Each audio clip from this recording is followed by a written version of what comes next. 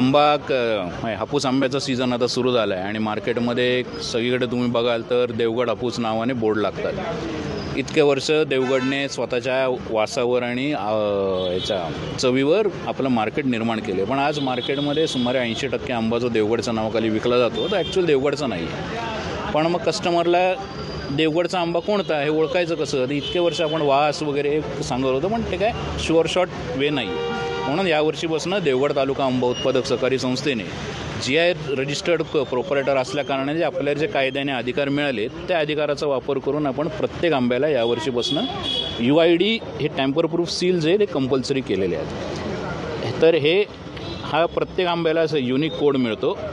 प्रत्येक कोड 2 तुकड्यात आहे. एक तुकडा वर आहे, एक तुकडा याच्या खाली आहे. आणि व्हेरिफिकेशन हे सिम्पल या WhatsApp नंबरला बसवलेलं आहे. त्या WhatsApp नंबरला तुम्ही हाय पाठवलं की आपली सिस्टीम आपल्याला म्हणते की please enter 2 hidden digits tear the black part. आता हा ब्लॅक पार्ट आपण काढायला गेलात तर हे स्टिकर ऑटोमॅटिक 2 तुकड्यामध्ये तुटतं. म्हणजे एक कोड जो याच्या खाली आहे तो हा कोड काढायला गेला की दुसरा हे स्टिकर ऑटोमॅटिक कट होतं. दुसरा कोड याच्या खाली आणि हा कोड दुसरा नंबर ह्याला गेला की सिस्टीम बॅकएंडमध्ये आपली व्हेरीफाय करते आणि हा कोड कुठल्या शेतकऱ्याला इश्यू केला आहे, त्याचं नाव काय, त्याचा मोबाईल नंबर, GI नंबर काय, कोणत्या गावचा आहे, ही यंत्रणा आपल्याला सांगते. आता हे सगळे स्टिकर्स देवगडच्या जेन्युइन शेतकऱ्यांना त्यांची झाडं जितकी आहे ना, झाडाची प्रोडक्शन कपॅसिटी जितकी आहे तितक्या प्रमाणात शेतकऱ्यांना ते इश्यू झालेले आहे. आपण हे स्टिकर लावले ते साधारण किती स्टिकर आपण लावलेले आहे? आत्ता आपण 1 कोटी स्टिकर रेडी करून देवगडला दिलेले आहेत आणि साधारण 50 लाख स्टिकर शेतकरी ऑलरेडी घेऊन गेले. अजून देवगडचं हार्वेस्टिंग सुरू व्हायचं आहे, कारण एक तर हीटवेव्हमुळे एवढी काय हार्वेस्टिंग तोडणी आत्ता नाही आहे. नेमका उद्देश काय आहे पण स्टिकर लावण्याचा? उद्देश हा आहे की आजकाल मार्केटमध्ये देवगडच्या नावाखाली कोणताही आंबा विकला जातो. प्रायमरीली कर्नाटकातनं जो आंबा येतो तो देवगड म्हणून विकतात.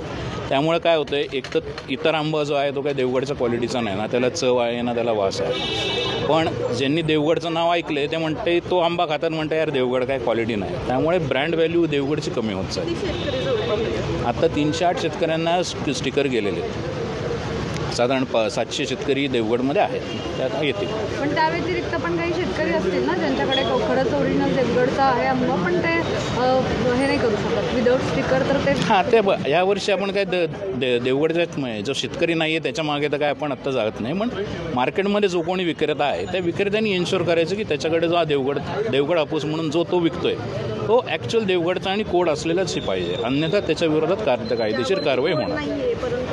असे आंबे जर मार्केटमध्ये आले असते तर कसा ओळखला जातो देवगडचा? जेव्हा आत्ताला ओळखणं अवघड आहे. म्हणजे वास आणि चव याच्यावरनं कळतं, पण प्रत्येकाला वास मला जो वास येतो तुम्हालाच येईल ह्यांनाच येईल असं नाही. त्यामुळे शुअर शॉट पॅरामीटर नाही. म्हणून हा कोड जर असेल तरच तो देवगड हापूस आहे असं यावर्षीपासून आपण सांगू शकतो.